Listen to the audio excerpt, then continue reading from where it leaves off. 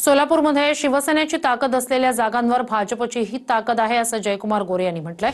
सोलापूरच्या जागेवर भाजपचा दावा नाही तर हक्क आहे असं वक्तव्य गोरे यांनी केलंय।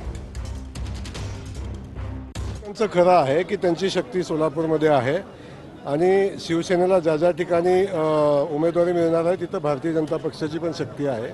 त्यामुळं सगळ्या ठिकाणी एकमेकांनी सोबत येऊन पुढे जाणं आवश्यक आहे आणि आम्ही महायुती म्हणून सगळे मिळून सोबत पुढे जाऊ। सोलापूरच्या जागेवर भाजपचा दावा आहे?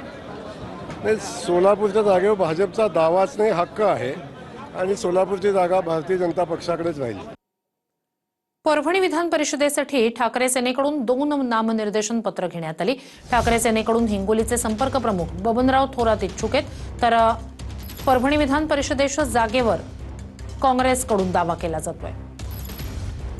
साहेबांनी जो उमेदवार देतील तो आम्हाला मान्य आहे आणि जो उद्धव साहेब जो निर्णय घेतील तो आम्हाला मान्य राहील। आम्ही त्या ठिकाणी निश्चितच मागच्या वेळेस पण आम्ही या ठिकाणी शिवसेनेची जागा निवडून आणली होती आणि यावेळेस पण शिवसेनेची जागा 100% निवडून येईल यात काही शंका नाही। पुण्यात